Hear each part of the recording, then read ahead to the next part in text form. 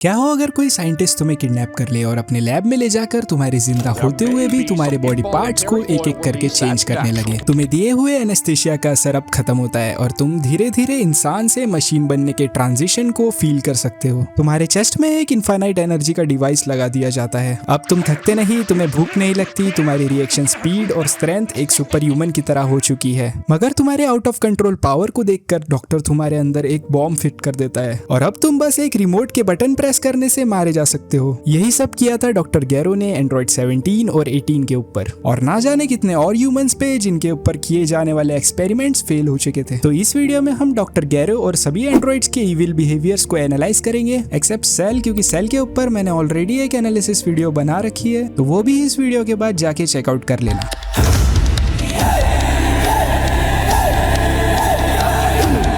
Doctor Gairo अपने intelligence को लेके ऑब्सेस था। इसके बारे में हमें सबसे पहले पता चलता है जब फ्यूचर ट्रंक्स अपने फ्यूचर टाइमलाइन से गोकू को बचाने आता है। वो कहता है कि फ्यूचर टाइमलाइन में गोकू एक हार्ट वायरस से मर जाएगा और उसके जाने के 3 साल बाद 2 एंड्रॉइड्स आते हैं और जो वेजिटा, पिकलो और बाकी जी फाइटर्स को मार देते हैं। बस ट्रंक्स और गोहान बचता है, मगर गोहान भी 13 साल बाद एंड्रॉइड से लड़ते लड़ते मर जाता है। तो ये सब सिनेरियोस को प्रिवेंट करने के लिए ट्रंक्स पास्ट में आता है। तो डॉक्टर गैरो के गोकू को मारने के पागलपन को समझने के लिए हमें उसकी बैक स्टोरी जाननी पड़ेगी। तो डॉक्टर गैरो के अंदर गोकू के लिए नफरत का कारण भी खुद गोकू होता है। तो ये सब शुरू होता है ड्रैगन बॉल की ओरिजिनल सीरीज में। तो रेड रिबन आर्मी नाम की एक इविल पावरफुल ऑर्गेनाइजेशन रहती है जिसका गोल वर्ल्ड डोमिनेशन था, और डॉक्टर गैरो उस ऑर्गेनाइजेशन का साइंटिस्ट था जो उनके लिए एडवांस एंड्रॉइड्स और टेक्नोलॉजी डेवलप करता था। फिर वहाँ अपना प्रोटैगनिस्ट गोकू आता है और बिना किसी डिफिकल्टी के रेड रिबन आर्मी को हरा देता है, और साथ ही रेड रिबन आर्मी का जो बेस होता है उसे भी डिस्ट्रॉय कर देता है। तो डॉक्टर गैरो अपनी जिंदगी भर की मेहनत एक 12 साल के बच्चे के हाथों खत्म होते हुए देखता है। तो यही इंसिडेंट डॉक्टर गैरो के अंदर गोकू के लिए नफरत क्रिएट करता है। रेड रिबन आर्मी के डिस्ट्रक्शन के दौरान डॉक्टर गैरो का बेटा मर जाता है। अपने बेटे की मौत का गम उसके नेगेटिव कैरेक्टर आर्क को और भी स्ट्रॉन्ग बना देता है। तो राइटर के.एम. विलेंट की book creating of character arcs के अकॉर्डिंग नेगेटिव कैरेक्टर आर्क का मतलब ये होता है कि जब कोई कैरेक्टर अपने आइडियोलॉजी के झूठ में जीता है, उसे लगता है जो भी वो कर रहा है वो जस्टिफाइड है, और इसी वजह से कहानी के एंड तक वो और भी बुरी पोजीशन में फंस जाता है और अपने साथ और भी दूसरे लोगों की जिंदगी खराब कर देता है। गोकू से रिवेंज लेने के लिए वो बहुत सारे लोगों पे एक्सपेरिमेंट करता है, मगर उसके हर एक एंड्रॉइड एक फेलियर होते हैं। और एंड्रॉइड 17 ये कंफर्म करता है कि डॉक्टर गैरो ने अपने हाथों से एंड्रॉइड 15 तक के सारे मॉडल्स को डिस्ट्रॉय किया था। I wonder why you kept him for so long.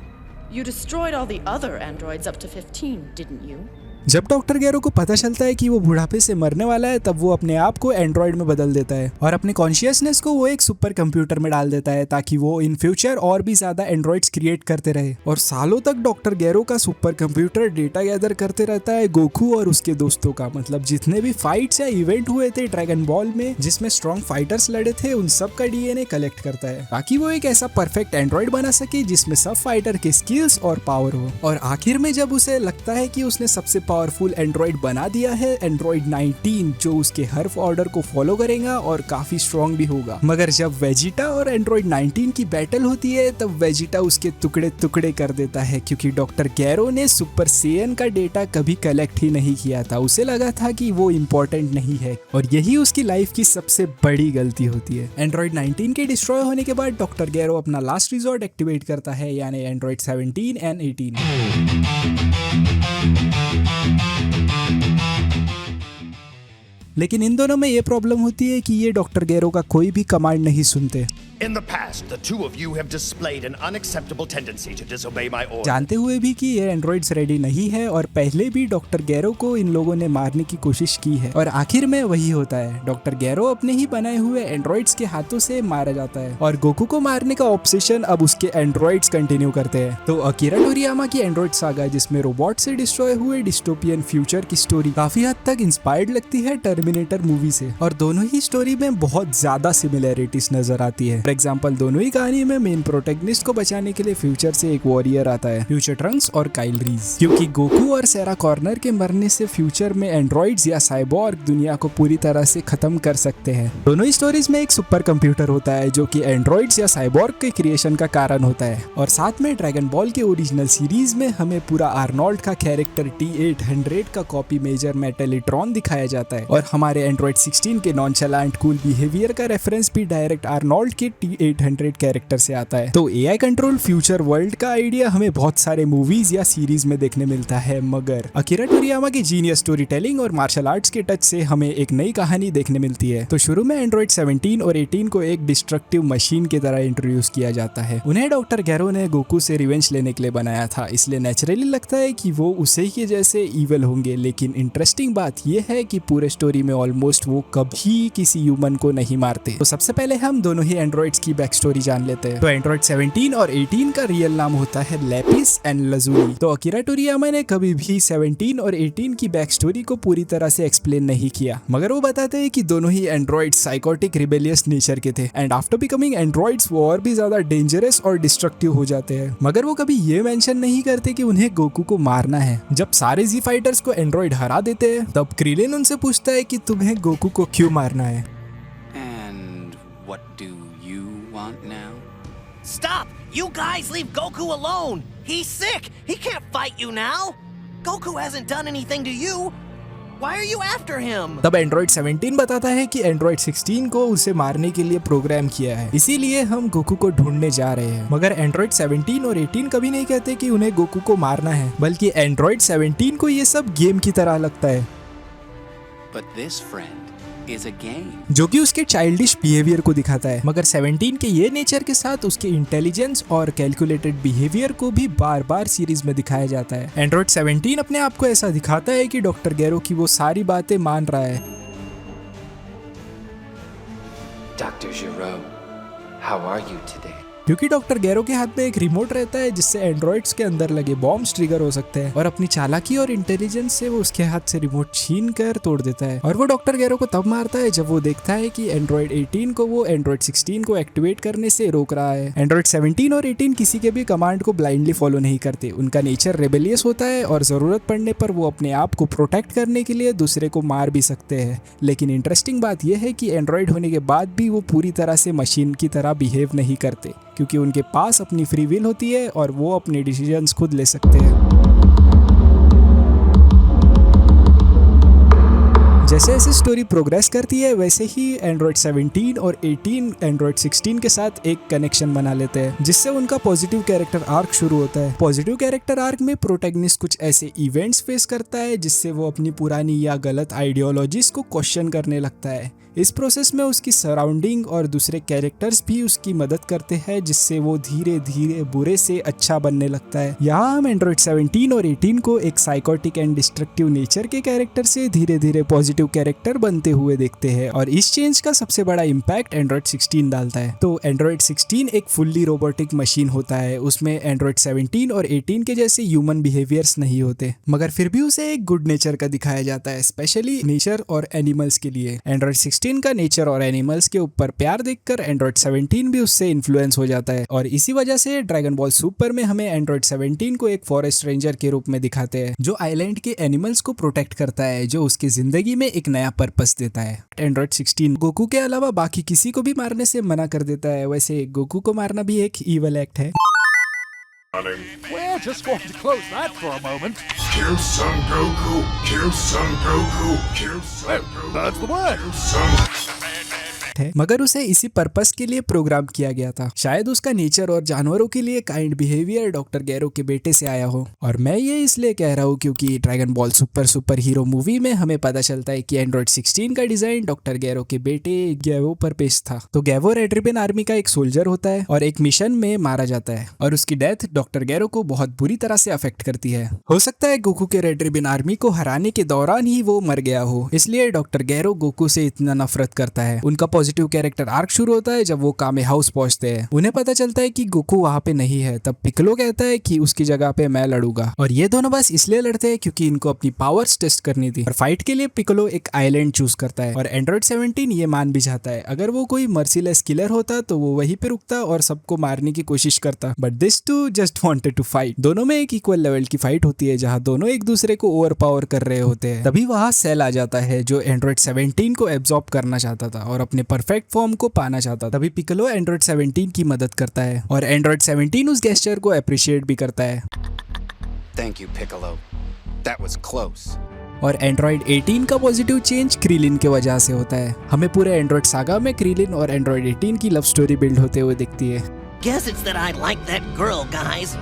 Gosh, you dog, you really like her. और हमें सीधा भूसागा में दिखाया जाता है कि क्रिलिन और एंड्रॉइड 18 की शादी हो चुकी है और उनकी एक बेटी भी है। क्या, क्यों और कैसे कुछ पता नहीं। मे बी यामचा ने उसे कुछ टिप्स दिए होंगे। Have a chance. Stick close to my advice and you'll do just fine. Dragon ball super में दोनों ही एंड्रॉइड्स टूर्नामेंट ऑफ पावर में अपने यूनिवर्स को बचाने के लिए लड़ते हुए दिखते हैं। इन दी एंड एंड्रॉइड 17 ही वो कैरेक्टर होता है जो टूर्नामेंट ऑफ पावर जीत जाता है और एंड्रॉइड 17 जीतने के बाद एक ऐसी ह्यूमनली विश मांगता है जो शायद ही कोई इंसान कर सकता है कि सारे इरेज हुए यूनिवर्स फिर से वापस आ जाए। और ये तभी पॉसिबल है जब तुम अपने सारे बायसेस को छोड़कर एक रैशनल थिंकिंग रखते हो। और ये विश उसे बाकी इंसानों से भी ज्यादा इंसान बनाती है।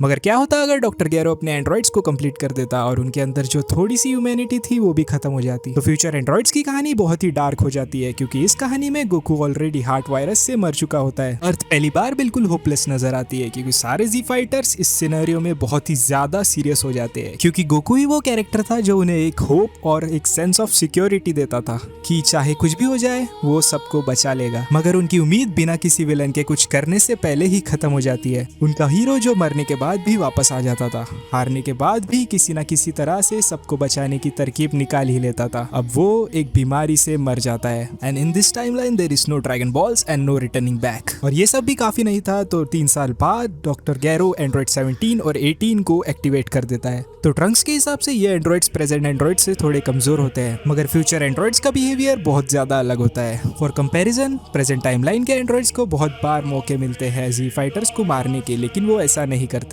मगर फ्यूचर टाइमलाइन के एंड्रॉइड 17 और 18 बिल्कुल रहम नहीं दिखाते, वो सारे जी फाइटर्स को बहुत ही आसानी से मार देते हैं। उसके बाद अपने एंटरटेनमेंट के लिए जब मर्जी ह्यूमंस का जेनोसाइड करते हैं जैसे ह्यूमंस उनके लिए इंसेक्ट हो। जहां प्रेजेंट टाइमलाइन में एंड्रॉइड 17 के लिए गोकू को हराना बस एक गेम था, वहां फ्यूचर एंड्रॉइड्स के लिए ये एक पर्पस होता है, सिर्फ गोकू को मारना। जब उनको पता चलता है कि गोकू ऑलरेडी मर चुका है तब वो ये सुन के पागल से हो जाते हैं जैसे उनकी जिंदगी का मतलब ही छिन चुका है। तो क्वेश्चन ये है कि क्यों फ्यूचर एंड्रॉइड्स प्रेजेंट एंड्रॉइड से इतने अलग थे। बेस्ट रीजन ये हो सकता है कि डॉक्टर गैरो उन्हें पूरी तरह से इवल बनाने में सक्सेसफुल हो जाता है मगर फिर भी वो उन्हें कंट्रोल नहीं कर पाता और यहाँ भी एंड्रॉइड 17 ही डॉक्टर गैरो को मार देता है। और दूसरा रीजन होता है कि एंड्रॉइड्स का कोई पॉजिटिव कैरेक्टर आर्क नहीं है और यहाँ एंड्रॉइड 16 भी नहीं होता जिसका बहुत इंपॉर्टेंट रोल होता है एंड्रॉइड्स के पॉजिटिव आर्क में। एंड्रॉइड 16 ही होता है जिसका मिशन एंड्रॉइड 17 और 18 अपना बना लेते हैं और एंड्रॉइड 16 के नेचर लविंग बिहेवियर से ही 17 इन्फ्लुएंस होता है। मगर फ्यूचर टाइमलाइन में एंड्रॉइड 16 और गोकू के एग्जिस्ट ना करने की वजह से एंड्रॉइड्स की जिंदगी पर्पसलेस और डिस्टर्बिंग हो जाती है। तो इस टाइमलाइन में बस गोहान और ट्रंक्स जिंदा बचते हैं। गोहान एंड्रॉइड से काउंटलेस बैटल्स करता है लेकिन एंड्रॉइड्स उसे तुरंत नहीं मारते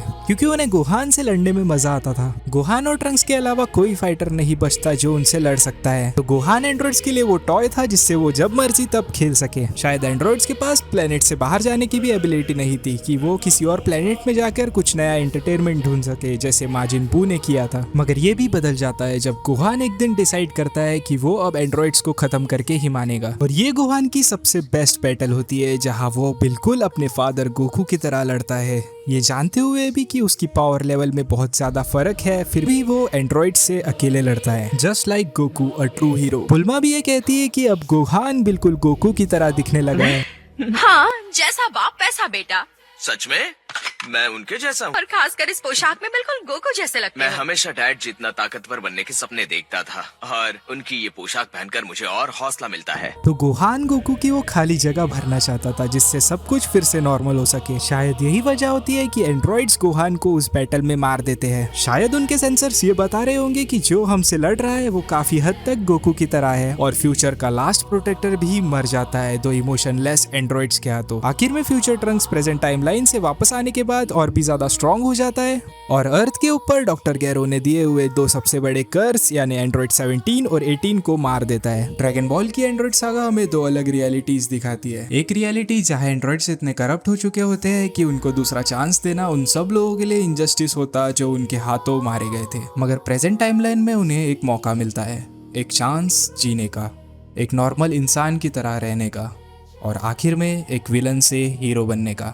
तो ये था हमारा finding of evil dragon ball series का पार्ट 3। अगर वीडियो पसंद आए तो लाइक और सब्सक्राइब कर देना और बाकी दोनों पार्ट को भी देख लेना। और माजिन बू की भी वीडियो जल्दी आ जाएंगी क्योंकि ड्रैगन बॉल के सबसे chaotic इविल विलन के बिना ये सीरीज खत्म नहीं हो सकती। तो तब तक के लिए देखते रहिए dragon ball. Prepare for number 17, Vanquisher of the Second. He who smited fair Kakunsa and Rosie with his allegedly cold and unloving fists. Die! Number 18, the wicked Co-Vanquisher. She who doomed the maiden Ribrianne. You will know my godly fury!